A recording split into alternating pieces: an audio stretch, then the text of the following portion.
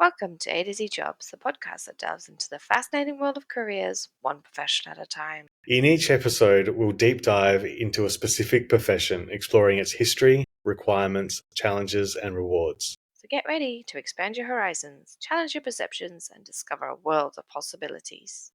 I'm Roxy, And I'm Nate. and we're excited to host you on this journey. Have you ever wondered what it takes to get the nightly news to air? In this episode, you'll meet Bryan, an editor of an Australian TV network. Bryan will share his journey and experience through the film industry, the importance of self-education, steps to build an industry network, and how just giving something a go can build you a career. Hi, Bryan. Welcome to our podcast. Thanks, Roxy. Thanks, Nate. Great to be here. Let's jump straight in and find out what you do for a living. Okay. What I currently do for a living is I am what's called a CAF program maker. In other words, I'm a video editor, and I work at the ABC doing current affairs, specifically for 7:30, formerly known as the 7:30 Report, which is what most people call it, but we have to call it 7:30 because that's its official name these days. So It's funny when you're on a production of the specifics that you've got to stay on. absolutely, yeah, got to stay on brand. Yeah. So do you get to work closely in the studio with all the reporters, or being editor, you're a bit separate to a lot of the actual? So, there's a few different kind of areas, I guess, of production when it comes to the 7:30 report. So you've got your reporters, you've got producers. They sort of manage the reporters. You've got supervising producers, and you've got the executive producer who oversees the whole show. Um, so that's sort of on the, I guess, the editorial side, and then you've got the crew, which is camera ops, sound ops, and editors, and then you've got the actual studio crew, who are the directors, the vision switchers, who put the show live to air. The editors are most in contact with the reporters and producers, sometimes the camera guys and sound guys, virtually never with the actual studio crew, the directors, because they're in a completely separate studio and we have really nothing to do with them. But most of the time, our day-to-day tasks involve, working directly with the reporters and the producers, to make sure that we have everything we need as editors, and to make sure that um, yeah that the I guess sometimes we get asked early on, before the actual script is written, that the reporters or the producers will come up to us and ask us for our input. Sometimes they need some help conceiving of ideas, like we need to do a recreation or a reenactment. How do we do that and not make it look naff? So so they can talk to us. They can talk to the camos. We can provide previous examples of work that we've done as individual editors, or we've done on the show, or from some other completely different show altogether. So we try to collaborate and try and come up with something new and interesting and compelling. Yeah. It's really interesting that directors don't get that involved with you. Yeah, the director in this sense is just someone who is queuing up the vision. They will communicate with the host and say, "All right, you're on in 5, 4, 3, 2, 1. Hello, welcome to the program. Tonight we've got such and such a story. This report to you comes from Emily Baker and Raveen Hudson," and then they cue that package, and that will go to air. So they manage that process. So you'd have pretty tight turnarounds, I'd imagine, then, because you're working on sort of like a show that's on nightly. Is there a rhythm to your day? What does a day-to-day task look like for you? There are several different tasks that we do as editors. So we can make we can do packages, which is typically a bunch of interviews strung together with a narration from the reporter and vision overlaid over the top to make it look interesting, or graphics to provide stats and figures, or here's a statement from someone who didn't want to be interviewed by us. Boom, put that up on the screen. So we put those together. We add music to it. We do our own sound mixes and color grades as well. So we have to kind of take care of all of that. So as far as post production goes, we're a bit of a jack of all trades, but kind of a master of none in that sense. Um, so yeah, packages is one thing we'll do. Interviews is something else we'll do. Um, if we are given a package, sometimes we can get days or weeks to cut those, depending on how complex they are or how you know legally kind of fraught they are. And we're always sometimes we send an edit to the lawyers to make sure that we don't get sued for one reason or another. Mm-hmm. Um, so with a package, sometimes we get days or weeks. Other times we'll have to get a package cut in one day, and that can be quite stressful. But if a package goes for say 7 8 minutes, that doesn't stress me out too much these days. When I started, I was just a mess, but these days, if I know that it's that long and if it's been tightly scripted so that there are minimal changes later on, I can happily go through that at the start of the day, get my vision together, read the script, put out of bed, put the music down, and send it out to them at say 4 o'clock in the afternoon. And that way, the reporter can look at it, make any changes. The supervising producers can look at it. The executive producer can look at it. And if they're all happy with it, ideally, I'll have it sent for the studio director to check, do like a bit of a technical check to make sure the sound levels are okay and the channel mapping is right on the sound. And that'll all be done by say 7 o'clock, and it can go to air at 7:30, and everyone's happy. Um, so yeah, that can happen. um, uh, there was one of the other editors, Fred, had to cut a story in one day the other week, not a few months ago actually, um, about this woman called Catherine Folbig who got out of prison after 20 years in jail for wrongly being accused of killing her own children. It's a very dark subject matter. And we knew that she was going to get released at some point, or that it was very likely. And so the host, Sarah Ferguson, had written quite an extensive script, had interviewed various people. So all the elements were kind of there, but we didn't expect her to get released on this particular day. And that news came out in the morning. And Fred, the editor, came into work at 10 o'clock instead of 11, and he cut that. He cut that and just got it sent. I think at about finished it. I should say at about 7:20 maybe. Wow. Now I should say that I said before, 7 8 minutes. That's fine. I can handle that because generally to edit 1 minute of a 7:30 package, you should allocate about 1 hour. All right, Wow. fine. That's how you budget your time. The Catherine Folbig story was 18 minutes. All right. Like, Fred is a freak. I don't know how he managed to do that. And I hope the producers don't get any ideas that, just because Fred can do it, that all the rest of us can do it. So anyway, that's a lot of pressure to handle in one day. That's at the real extreme end of what a typical day would look like. But otherwise, yeah, we can be doing things like ingesting vision, just doing checks on making sure it's all right. We do other things like a network tease. We call it a network tease. So it's like a little 20 to 30 second clip that goes on 7 p.m. news about 15 minutes before the show goes to air, so that people can go, "Hey, look, that's what's coming up. Stay tuned." Mhm. Um, and interviews often happen usually kind of late in the day, so maybe 4 o'clock and onwards, and they can be anywhere between like 5 minutes or 12 minutes or more, and provided they don't go too far over that time, although they can. Then yeah, we can quickly cut those and get those ready for the evening's bulletin. Yeah, it's incredible. Even 8 minutes, like I'm thinking last time I did an 8 minute, like even movie of some kind, it took me 2 days. And editing these podcasts, I'm getting quicker, but like even 8 minutes of talking, that takes me 20 minutes. So it's not.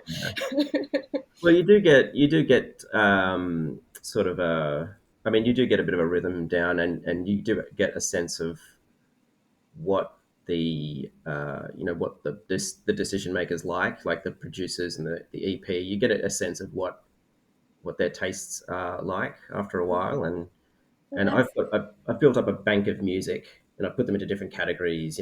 Like you know, depressing, slightly uplifting, drone, um, way too happy, like just all these different kinds of things.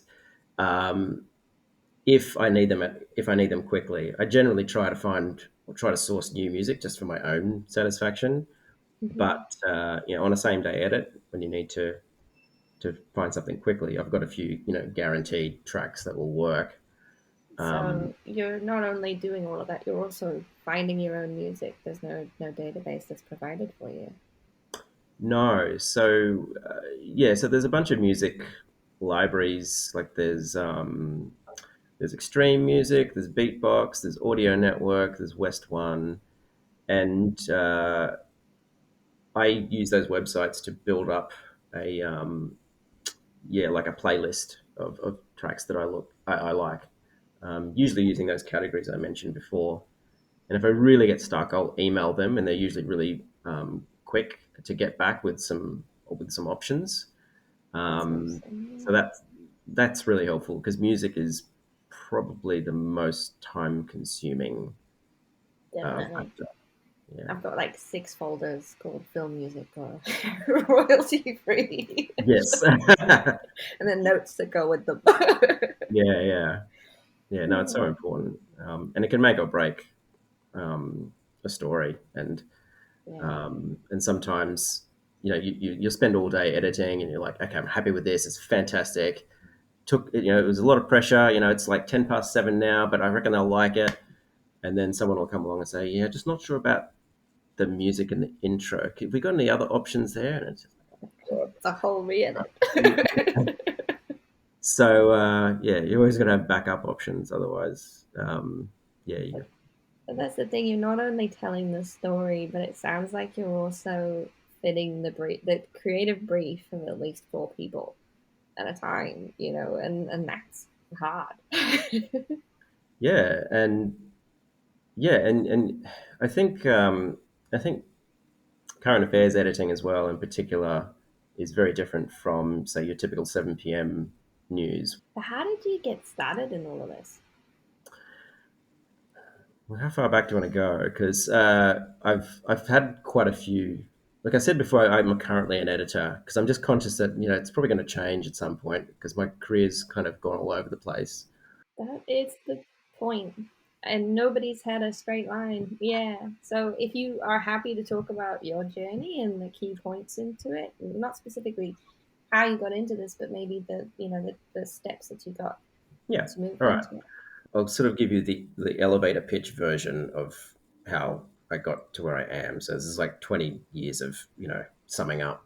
Um, but I started life thinking I was going to be an artist when I got out of high school. Right, my dad's an artist. He taught me how to be an artist. So I thought, right, artist. So I went out and I did a diploma of fine arts. Great, love it. But I think I'll become a teacher. So I went out and did an education degree, became a teacher, did that for about 7 years, started losing interest, became interested in filmmaking, studied filmmaking at TAFE. Told my principal I want to go part time as a teacher and pursue a bit of filmmaking on the side. She's like, great. 2 years of part time, 2 years of bit of freelance filmmaking. My principal says, sorry, we're going to make you redundant. I was like, ouch. Okay. I was hoping to kind of keep teaching a little bit longer at least, um, but they gave me a very handsome payout, and so along with a bunch of other teachers that were made redundant that year. So I was like, okay, well, great. I'll use this money and put it towards buying myself a little kit of equipment so I can shoot, I can edit. So I did that, and then proceeded to freelance for the next few years. I should say this is about 10 years ago now that I got redundant and became full-time freelancer, right? So I did that. Next few years freelancing, I thought I want to upskill a little bit more. Do I want to direct or do I want to edit? I thought I'll be able to get into the editing course a lot easier than the directing course. So I just did that at AFTRS. So I did 1 year of editing, stayed on at AFTRS, and did a couple more years of screen business. So I did a master's of screen business. And I should mention that I met someone at the editing course at AFTRS who gave me a contact for the ABC. So I started doing a bit of casual news editing just on the side to supplement my income as a freelancer. And that all that was working pretty well, 2017, 18, and 19, that's what I was doing. 2020 comes along, and things get thrown up in the air a bit. And all my freelance work dried up except for one client, and their freelance work increased. So I was actually doing okay. But it was during 2019, 2020 that I started doing a few shifts at 7:30. And midway through 2020, they offered me a full-time job. And I was like, and this was at a time when the government was saying, there's a recession about to, we're on the cliff right now. We're going to go into a recession. So I'm like, sure, I'll go. I will gladly take the job of a full-time editor with you, and yeah, it's been quite fascinating and challenging ever since. Yeah. That's so interesting. There's so many pivots there. It's amazing. And then so you mentioned editor for now. Have you got something else on the horizon? Are you already planning the next step, or you're still sort of playing with a few ideas? Well, I mean, everybody wants to be a director, I guess, because everyone has that inner control freak in them, I guess, that wants to not that I'm a control freak, but I would like to make sort of good quality films, short films, whatever that might be. I feel like I've got good ideas. You do already. Yeah. I've got lots of ideas, and I should mention, probably going to bring it up at some point, but I should mention that along that sort of freelance journey and the ABC, alongside all that, I started getting involved in Kino.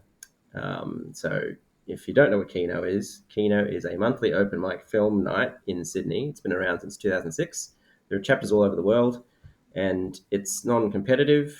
The idea is that you turn up with your film, you screen it in front of an audience, and you network. You meet other creative, like-minded people.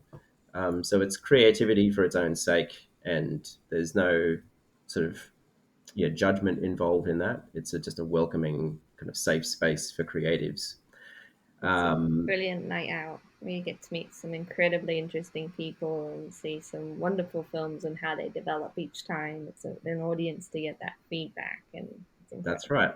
And it was through a keynote, a regular keynote, that I was able to meet Roxy, actually. So it's a great place to like, I really felt like I'd kind of found my tribe, my people at this place, and so that really fueled my sort of creative drive to do interesting work outside of the corporate stuff, the weddings, the real estate videos, all the other little things that you do to get by.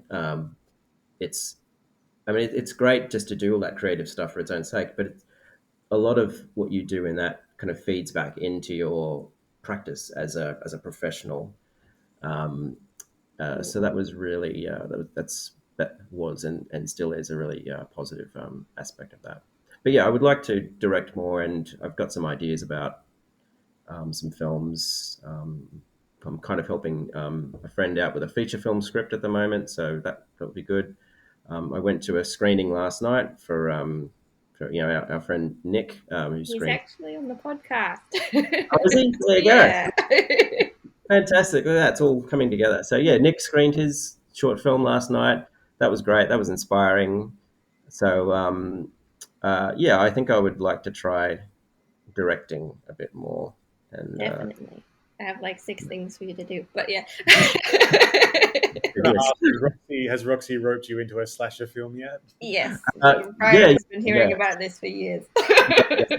she has, yeah, yeah. I'm ignoring the text, of course, but that's no, can't wait. Let the blood flow. Yeah, We've actually found some locations, so it might actually be happening this year, but we'll see.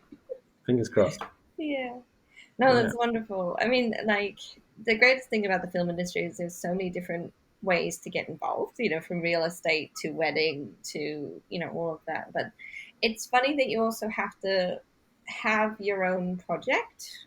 So for me, it's very much why I went into the admin role so that I could do my passion projects outside of work and not have that feeling where I'm constantly hitting a brief. I think for me, that was just something I didn't want to do constantly.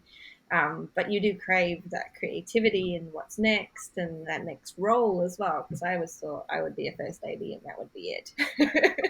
yeah, But you actually pushed me into directing a little bit for my Just One Numpty movie, and that was so much fun, and just yeah, getting Award stuck in winning, there. award winning number. yeah, Well, Brian's films, he's actually got quite a few. He's been in quite a few festivals, which are awesome, and his short films are so well made. So I think when you talk quite humbly about your work, but I think it's incredible what you do. Well, thank you. Well, this time I would like to actually put together a bit of a budget, Yeah, and kind of yeah, um, because most of the stuff I've done in the past, I've sort of planned it out. I've had some storyboards, and um, but I think yeah, I would like to actually sort of take it seriously and go, all right, right, I'm going to put a producer hat on here and like organize proper catering and have a yeah. schedule and pay the actors, and that kind of thing, Um, so Well, put into action that screen business for afters. I mean, I did a 2-day course doing something like that, and that was incredible. So yeah, yeah, well, but yeah, it's that's right, yeah, yeah, yeah. it has been like for me. I did producing. It's been a while. I'm putting my hat back onto what budgets will go where, especially in our current economy. Mm. Um, I was talking to a grant person this morning, and I just flat out asked her, like, how much would I put for X, Y, and Z? Because it's just gone Yeah, out of the window. And she goes, "You're in the country, love. You can get that one for free, right, this yeah, one." valuable Yeah. information there, yeah. Yeah, yeah. But you do talk a lot about your tribe, and I think that's incredibly important in every career. And Kino, out and networking, you were actually running these events with, Christina and your group of Kenites.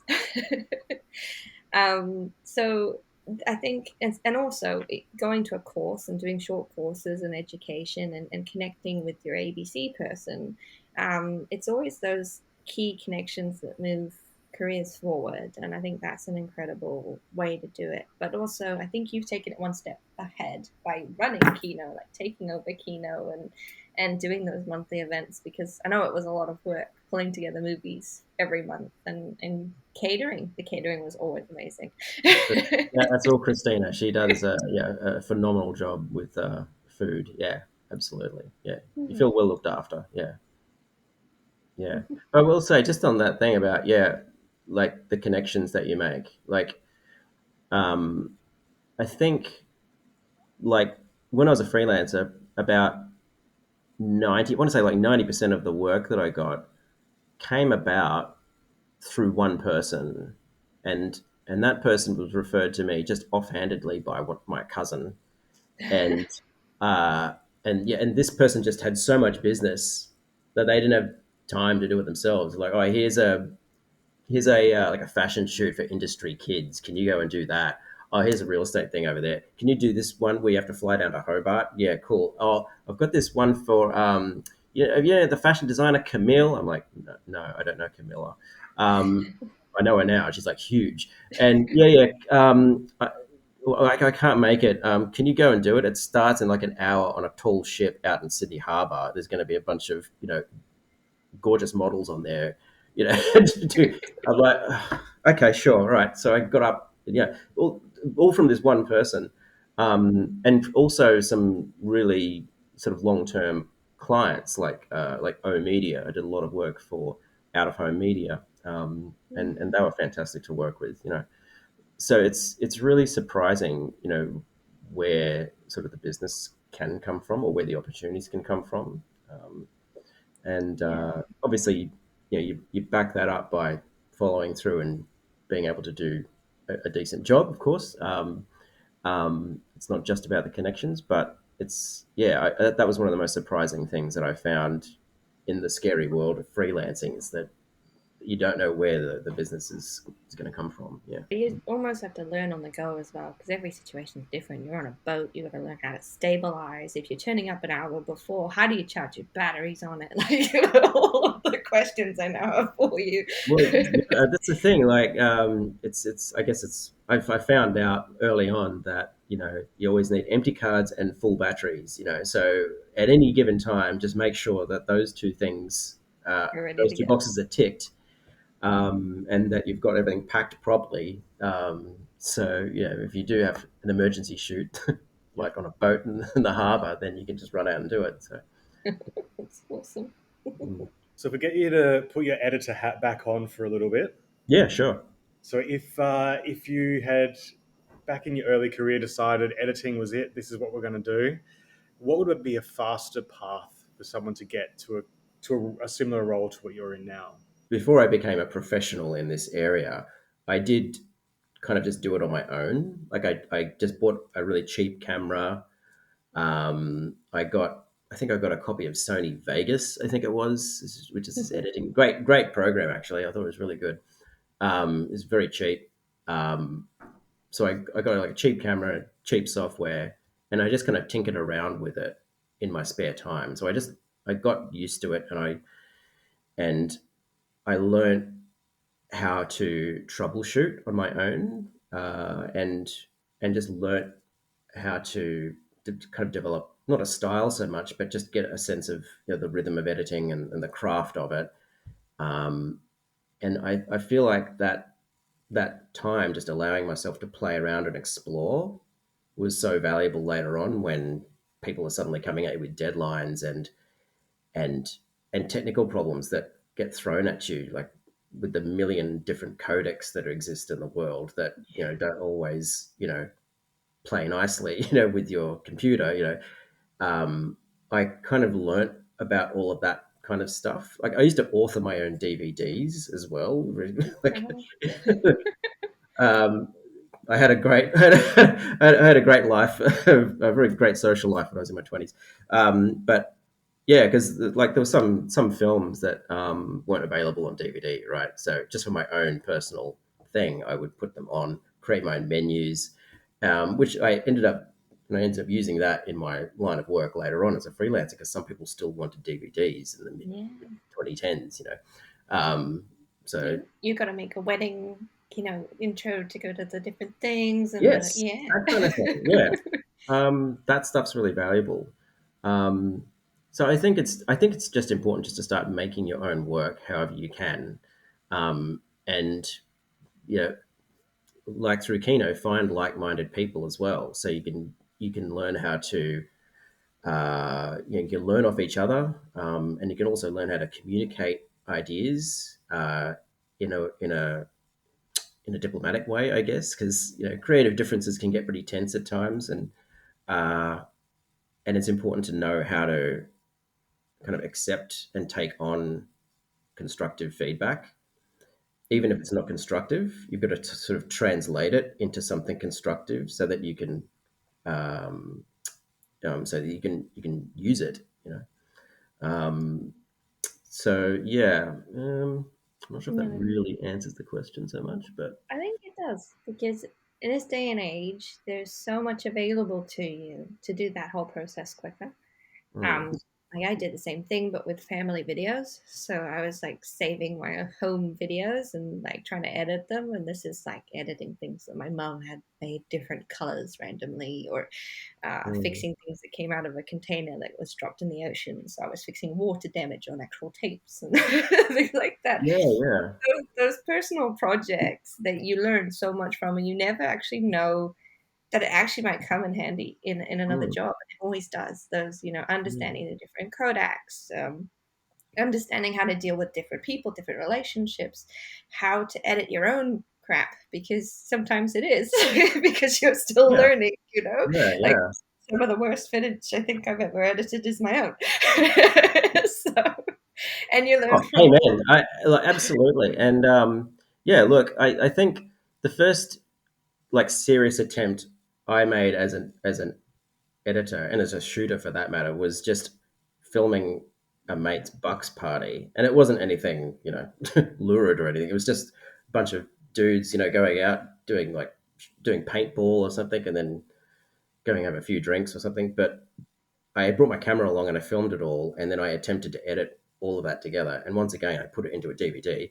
Uh, but yes, it took so long, and I was just shooting aimlessly. Really, I just had no idea how to construct a sequence of shots, how to tell a story visually, or anything like that. But just by doing it on my own and giving myself the time and the space to explore and play around, was invaluable. You know, and I think it also helped when I did go to study film at TAFE and at AFTRS. I was able to come in with questions. I'm not sitting there sort of passively absorbing information.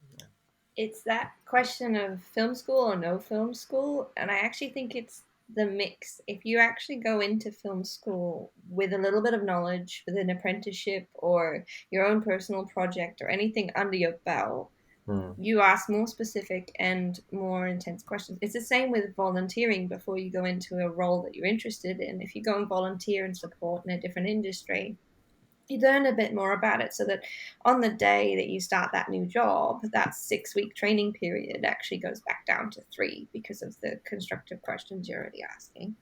Yeah, Yeah. absolutely. And Yeah, you help your teachers at the same time, which yeah, double bonus.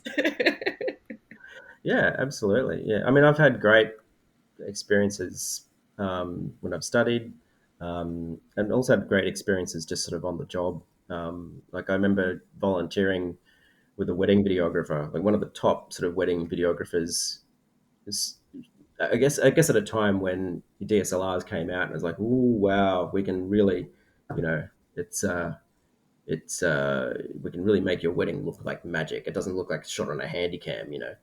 And so I just hung out with this amazing videographer for a day. He was shooting on a 5D Mark II, and he had a belt with 50 mil lens, a 24 mil lens, and some other 72. Like all these lenses, and he had a little Steadicam and a monopod, and he showed me all of these techniques, that I still use to this day, and it was just so uh, it was just so informative to understand, I guess the kind of pace that you have to work at, um, and also the level of focus that you have to have. Like you're running around sweating, you're eating Mars bars just trying to keep your energy levels up. But then when it comes time to shoot, you're just going to kind of center yourself and go, right, okay, I've got to make sure it's in focus, the composition's good, and I got to hold the shot for at least 10 seconds. Otherwise, the editor doesn't have anything to work with. Um, that kind of extreme, the sort of working within those extremes, I found was quite fascinating. Um, And and you're the filming something that's so important to someone, and there's all these dramas going on, and you're trying to get the shot, one you're trying take, to get them to smile. you've got one. Yeah, yeah. It's the stakes. Yeah, I don't know. I don't know if the stakes could be much higher unless you're working in Hollywood for some big budget. But you could reshoot that if you want to. Someone's wedding. Mm. It's pretty hard to reshoot, although I do know some people who have actually reshot vows before because they stuffed up on Oh, the day. But very rare, very rare. yeah. Yeah. The technology part is interesting because you talk about your career and how much technology has changed. And is there to keep up to date with that? Do you find you have to actively go out and keep up to date, or do you find if you current job and there's mechanisms to keep you up to date with technology, or you need to actively go out and seek it? So I guess there's two kind of areas of technology that I have to kind of focus on, or that I have focused on. One was with my my working life as a freelancer. So and now with the ABC. But when I was a freelancer, I was a real gear kind of nerd. I loved trying to find out about the different specs of all the different cameras and all the different brands. Which cameras handled color in different ways, and which cameras you could shoot flat on, and how much you could get away with in post. What was the top ISO that you could use before it got noisy. All those intricate kind of details. For some reason, I really love learning about that, and so I just read and did all this research about cameras and equipment, um, like about 10 years ago, and so I just got instinctively familiar with the technical limitations, um, or the important parameters in any case that you have to keep in mind when you're purchasing a camera, or when you're going to hire a camera, for example. Uh, After a while, I found that doing all that research just really gives you a bad headache, and it gets really annoying. So I kind of backed off. But I find now that if there's a new camera that comes out, I kind of just quickly check its specs and go, all right, that's probably going to handle low light really well. Um, oh, it's got good stabilization. What kind of amounts it got? I just kind of just quickly check it out and have a pretty good understanding of where it's at, because I've done all that research in the past. Yeah. So I find that it's not too hard to kind of keep up. Um, but I think what's most important as a freelancer anyway is you should have a really good kit of your own, that how it works, its limitations really well, so that if you do need to go out and shoot something, then you you know it really well. I really don't like doing a job, going and hiring a camera that I've never used before, with the expectation that, oh yeah, well, if I understand how to change the aperture, the ISO, and the shutter speed, and the white balance, and I know where the record button is, then that's it. Cameras have their quirks, and you've got to familiarize yourself with that. Otherwise, what can happen is what happened to me a couple of months ago when I did a concert shoot. I had my camera, which is an A7 III, Sony A7 III, and I hired a camera, which was the A7S III. Right, now them side by side. The A7S was doing a wide shot of this concert, and my A7 III was doing a tight shot, roving around. After about an hour, my camera, the A7 III, was starting to overheat, and it was protesting at me, saying, you have to stop recording now," kind of thing. And I'm like, just hold on for a bit longer, hold on for a bit longer. Fanning And it down. I'm like, just like trying to keep it cool somehow.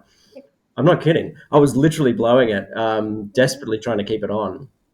And eventually I had to turn it off. It just kept stopping recording. Oh, And so I turn it off, take the battery out, I'm like blowing it, and the battery's hot. So I put another battery in there, and so just kind of stumbled over the line. Um, and that was the first act. The second act was another hour, so it was a bit of a nightmare. But the A7S just kept going, no heating at all, just kept going and going and going. And that was the camera I hired, right? So that was fine. My camera, which I'd never really pushed it like that before, and I didn't expect that to happen, because it's never happened to me before with other cameras. Yeah. Um, but we made it work. I shot everything in 4K, so I was able to punch in with the wide, and kind of. You're a good editor. So. I fixed it in post. Yeah. Wow. But yeah, when it comes to the ABC, there isn't really much that changes, because if you change the software on one computer, then it has to change across the whole country, basically. Everything's been standardized for the majority of news programs. Unless you're working on Four Corners or Foreign Correspondent, those ones use like Avid and Premiere Pro. But all the other news programs use a program called Grass Valley EDIUS. Have either of you heard of EDIUS? No. No, you haven't. No, Sounds like you fun haven't heard of it though. because no one knows what it is except for us editors at the ABC. And I only found this out recently, but when we signed on to get EDIUS as our program of choice back in 2018, I think, we became EDIUS's biggest client in the world. So, Oh wow. but yeah, it's basically like a sort of a stripped down version of Premiere Pro, I Okay. guess. You know, Thought you were gonna say iMovie 10. no. I thought you were gonna say iMovie 10. Mm. Sometimes I wonder what would be better, but look, EDS is a pretty reliable and solid program. Doesn't have all the bells and whistles that I would necessarily like, but it we up until a couple of months ago we had that same program and that same version of that program since 2018, but it just had not upgraded. Okay. Um, and it was about like a few months ago when we upgraded all of our actual computer workstations, which are now like insanely powerful. Like they've got like 128 gigs of RAM and they've got these gigantic NVIDIA cards in them, like more power than I ever thought we would ever need. I'm not Nice. complaining. It's insane. So, but once again, it doesn't actually change much to our workflow because that's the way they like to make these changes. They like to make it so that everything just keeps going. Because we've got 24-hour news churning out all the time.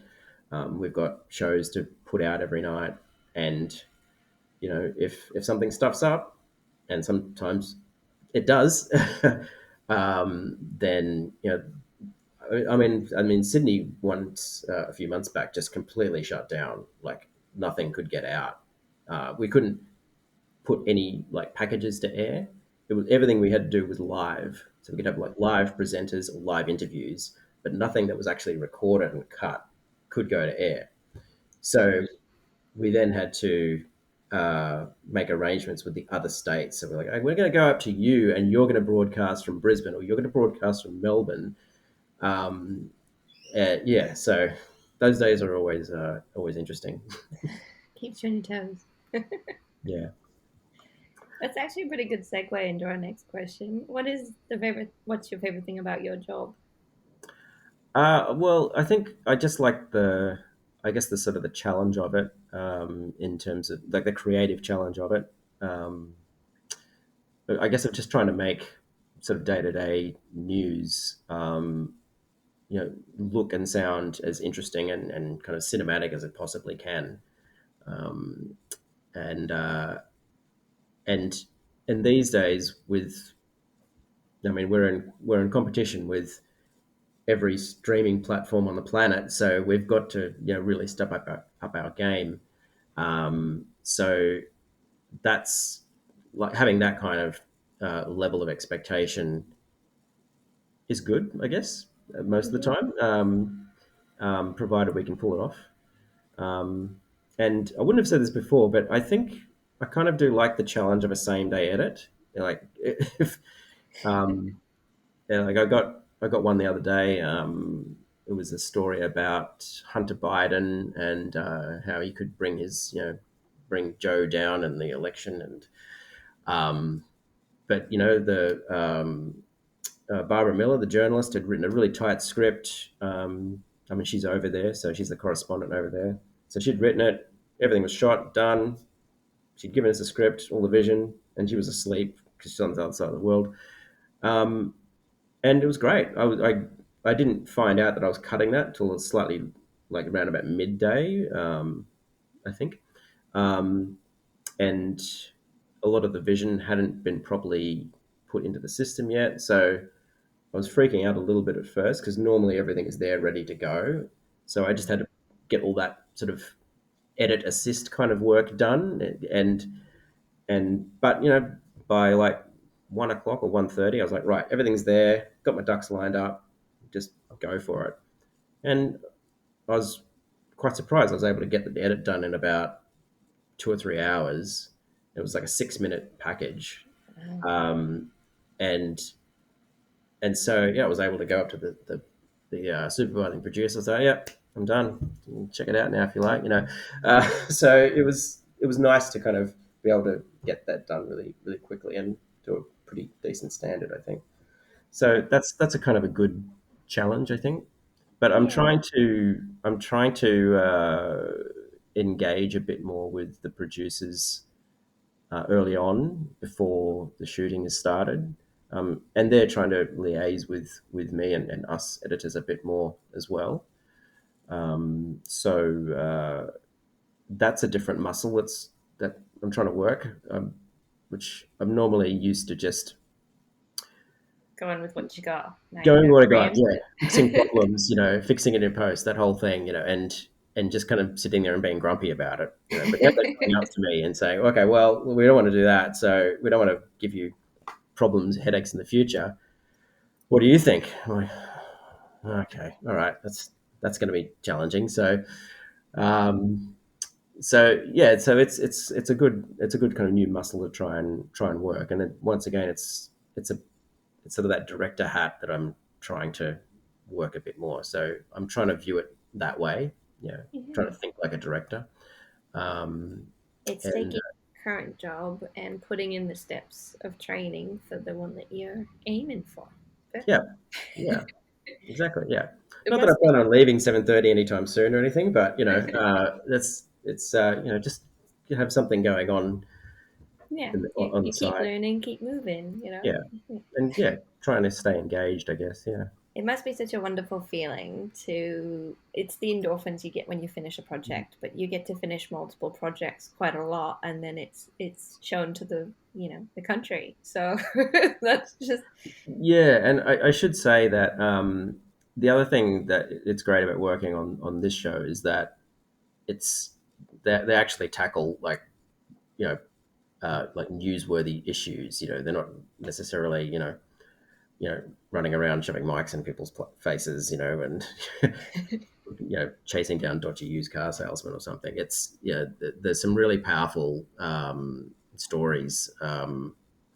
Like a few weeks back, I did this story about the live export industry and about how years ago there were hidden cameras taken onto ships where they were moving cattle overseas, and the footage of the livestock on these ships was heartbreaking. Like mm, there's no air conditioning for these animals. They're just sort of walking all over each other. They're just covered in mud and feces, and some of them are dying, and they're sitting around their dead sort of companions. All that was fixed, uh, but more hidden camera footage of what happens once they reach their destination came out. And so that was a couple of weeks of sitting with all of this really confronting footage, and going over it and having to manually blur it all, so that it's consumable on air, Um, so, but that was a really powerful story, and I think that's something that you don't really get anywhere else, and I think it's really important to get that kind of thing out there. And yeah, I really appreciate being around like some of the top journos in the country, really, like some of the smartest people you're going to meet, who are focusing on issues that matter, and um, it. I think it really helps you as an editor, like because you can take what you're doing act seriously, and um, and I think you can just kind of be more honest with yourself with it, and I can, and if you feel something for it, then you can channel that into your work, and if that comes through, then hopefully whoever watches it will be affected by it and understand that it comes from like a place of honesty, I guess. That makes sense. Yeah. So that's another good aspect of it. Also, a very bad aspect of it because you have to watch horrific stuff sometimes. Um, And they do talk about that idea of vicarious trauma that you can get while when you're just being sort of assaulted with these really confronting images over time. Yeah, Um, you're but being hit with the truth that a lot of people kind of avoid with the like the people who don't watch the news and things like that. You're yeah, sitting there looking at it over and over for hours. So yeah. how do you cope with something like that? Well, I mean, while I was doing the live export story, I'd come home and my girlfriend was having a pretty rough week as well. So I said, we're just going to watch Pixar films at night. That's good. That's all we're going to do. When like, do we want to watch like The Walking Dead or something? No, nothing horror, nothing at all. I just need to completely zone out. So do something like that. Go walk the dog, meditate. You know, and if I haven't done this myself yet, but the ABC does offer counselling for this specific kind of thing That's because good. yeah, that and especially for journos who are overseas, like we've got someone over in Morocco right now covering the earthquake, and you know he's right there in the thick of it. He shot it and edited it himself actually, so hats off to Tom Joyner for doing that. But yeah, that's yeah, it's a recognized sort of issue that has to be addressed. Yeah. Mm. Mhm. Well, it's good they do offer that kind of Yeah. support. It's like train drivers and things that witness things. It's the Mm. same thing. You're witnessing real life stories. Mm. Mm. So in terms of that's obviously a really big negative. Is there anything else that you find in this career that isn't isn't to your liking? I think that's probably the worst of it. I think just being subjected to confronting stories and confronting content um, over and over is quite challenging. It's I mean it's not like a deal breaker, it's just something that's bad. You recognize that you have to do as part of the job. One thing I do miss about being a freelancer is just being out and about and being physically more active as a shooter. Um, and So when you're either sitting or even standing at a desk, it's stuck in one room the whole time. Um, that can be pretty frustrating and bad for your health. So it's very important to go out and get some sunlight, otherwise you can't sleep properly at night. But so yeah, just in terms of the physical, like sort of health aspect of it, that's something I've actually noticed happen. It's probably also an age thing, but being an editor certainly doesn't help that. Um, With but editing, it's something that you're stuck. You kind of feel like, okay, I'm gonna just finish this next, and then the whole day's gone. And yeah, yeah, yeah, totally. Yeah, it's I guess that is one good aspect about working on a show like 7:30 is that you can't really afford to fuss. You've got to be brutal, and yeah, yeah, absolutely ruthless, and everyone's happy at the end of the day as a result of that. But yeah, yeah, I can't really think of anything else that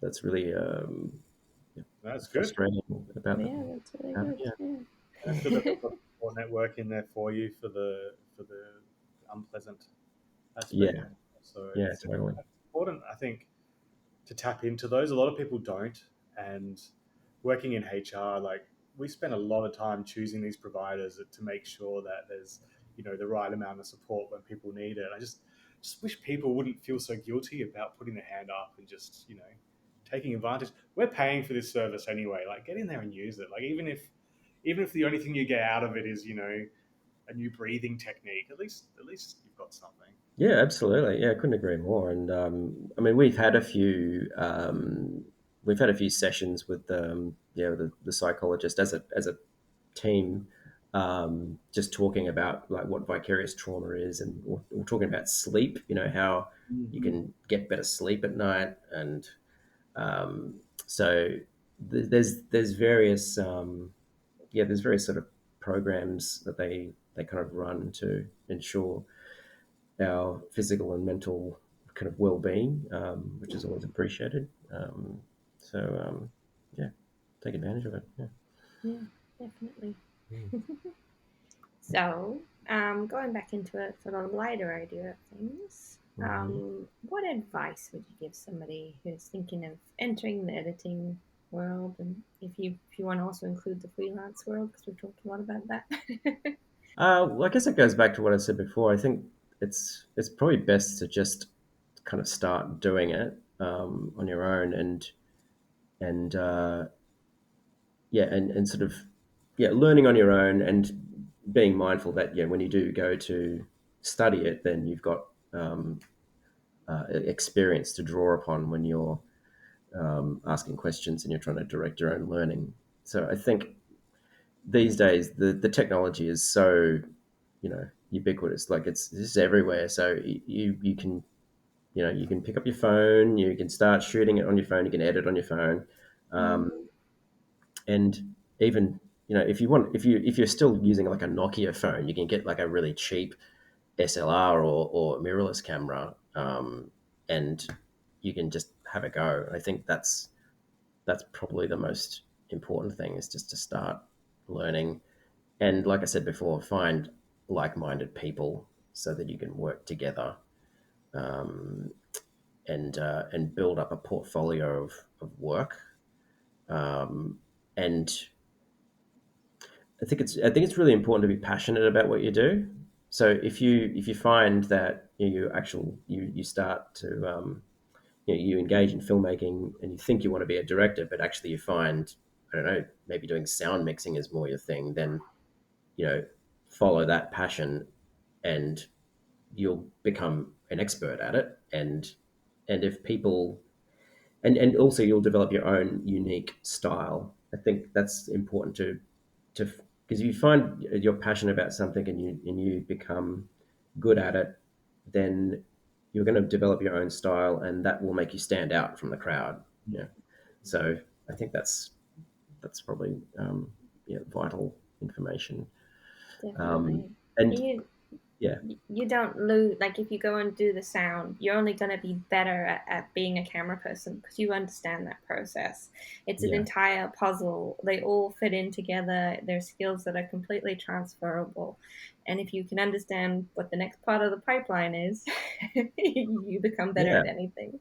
yeah. Because it's a team effort, and even if you yeah, and when you do try, and if also I think it's important to try and to if you can't get paid to do the work you like doing, try and do the sorts of work that you like doing as well in your spare time, and using that as examples of what you can do. Because if you tell people if you tell people, oh yeah, I can use Photoshop, they're suddenly going to bombard you with Photoshop requests, even if you hate using Photoshop. So it's sort of wise to be careful about what you tell people you can do, and try to emphasize what you enjoy doing, so that they look at that and go, "Oh, well, I like that. Can you do more of that, please?" So that's I think that's something I learned the hard way as a teacher, because as a teacher I got a sort of a reputation as being somewhat tech savvy as far as like digital filmmaking and design work kind of goes. And teachers would often come up to me for like technical advice, like IT support sometimes, because they didn't want to go to the IT department.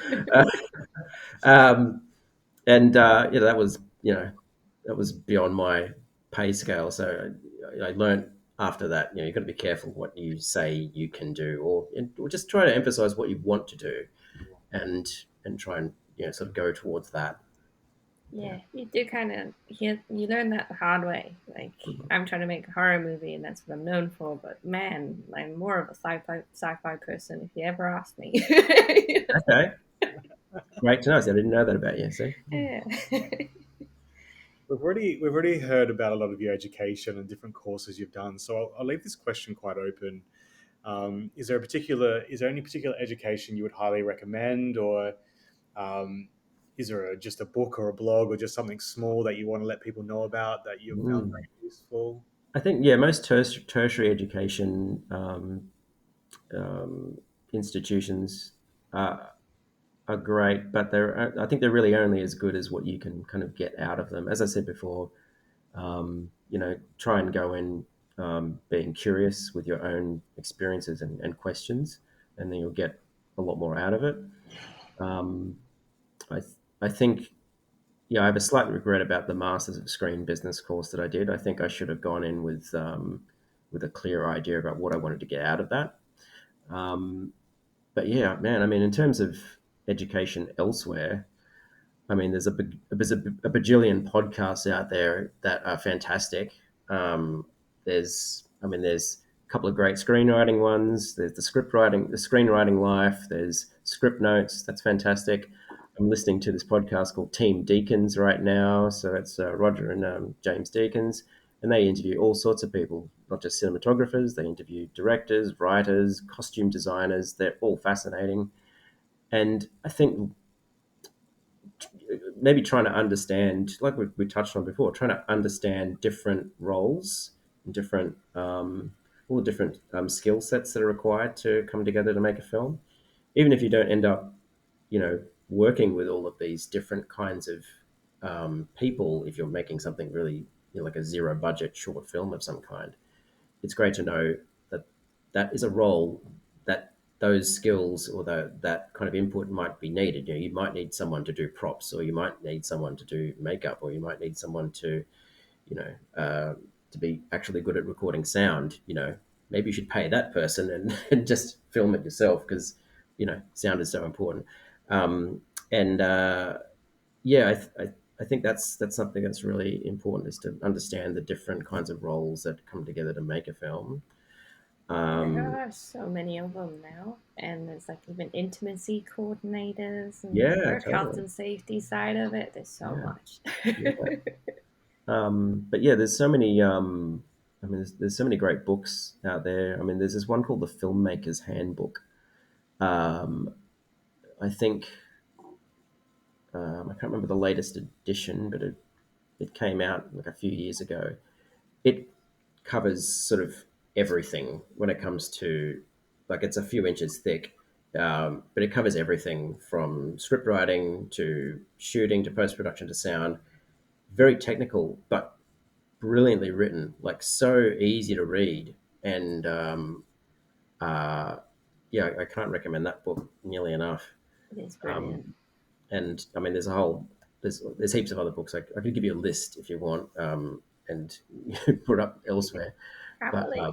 Yeah, yeah, we do. We're trying to put together show notes for all the podcasts at the moment and trying to also collect a few more resources for the person that signs on to listen to this. So, yeah, anything you have, send it across to us, definitely.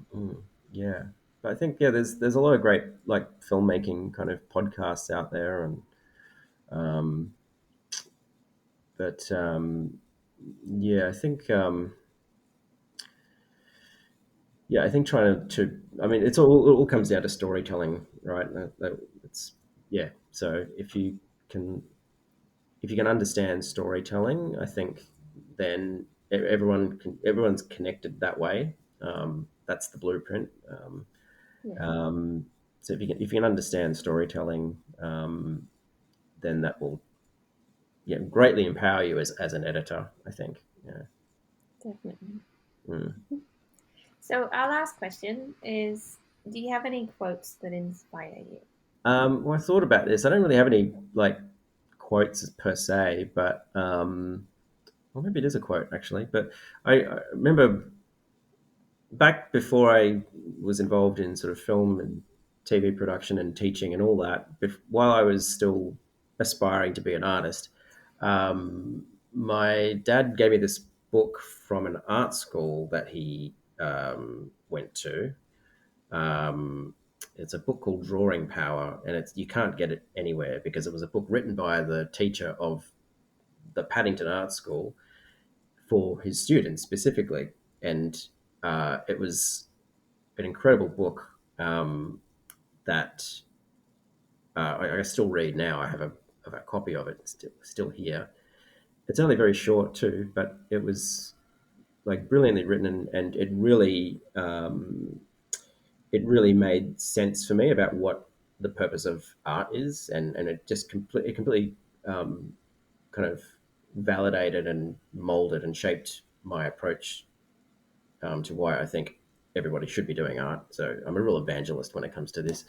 I remember one thing in that, one quote in that stuck out, and that is that that you are more important than any artwork that you could create. You know? So having that kind of attitude means that you don't get precious about your work. You produce it, you make it, and you just kind of look at it as a bit of a work in progress. And if you happen to come out with something that is great, then sure, fine. If it doesn't work, then that's fine. Just discard it. They're just kind of temporal kind of objects. They'll pass. But you know, you are far more important than anything you create. And I think that attitude is really important because making art can be very confronting. It can be deeply personal. Even for something like current affairs news at night, you really can invest a lot of yourself in it. You really try and put your best foot forward, and it's 6:45 at night, and someone comes along and they're like, "Yeah, it looks great, but we have to cut it for time." And you spent hours and hours and hours, working on this. Yeah. Um, I just go, well, look, I'm more important than this. It's a bit of a coping mechanism. So it's like, look, it doesn't matter. It's fine. Just park it on the side, take it out of this story. But whatever you learn from that, you can put into the next story. It's just a way of, it's kind of a coping mechanism, I guess, for how to deal with criticism, I suppose, but also just knowing, where your values should really lie. That you are more important, and the people around you are more important than whatever they produce. So that was something that I think Yes. it's true to any job. You Yes. spend so exactly, long working in any job, and it really is more about you and your family. yeah, Talks to that self care again. Looking after yourself and making sure you're at your best. It's going to impact your work as well. Like if you take it to heart too much, you'll quickly get over that job. So it does talk to the yeah, self. yeah. And it can be really hard at times when you're sitting there, like as an editor, with people standing over your shoulder. They might not even be looking at what you're doing. They could be on their phone. But if they're standing there, you can feel their presence and you just feel the judgment emanating, even if there isn't any, which is actually a good experience, I think, to do as an editor is if you haven't edited in front of someone else before, just get someone else to stand in the room with you, and it changes the way you look at what you're cutting. It completely changes uh, how you edit, I think, and for the better. I think you become far more ruthless, I guess, and your senses are sharpened, so you really you cut with purpose. Yeah, You don't procrastinate as much. Oh, that yeah, weird. You're like, I know what I'm doing. yeah, yeah, yeah, yeah, yeah, yeah. Well, that brings us to the end. So thank you very much, Brian. It's been fantastic having you. You're welcome. Thank you. Thanks for having me. Brilliant. Thank you.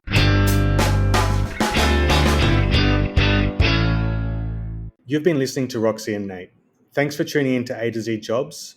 And always remember, it's your career and it's up to you to shape it. So dream big, make bold moves, stay curious, and keep exploring. Check out our website at thecareerchangecoaches.com for more resources, tools, and upcoming training. Thank you for joining us on this journey. Don't forget to subscribe and hit that notification bell so you never miss an episode of A to Z Jobs. Remember, your dream career could be just one episode away.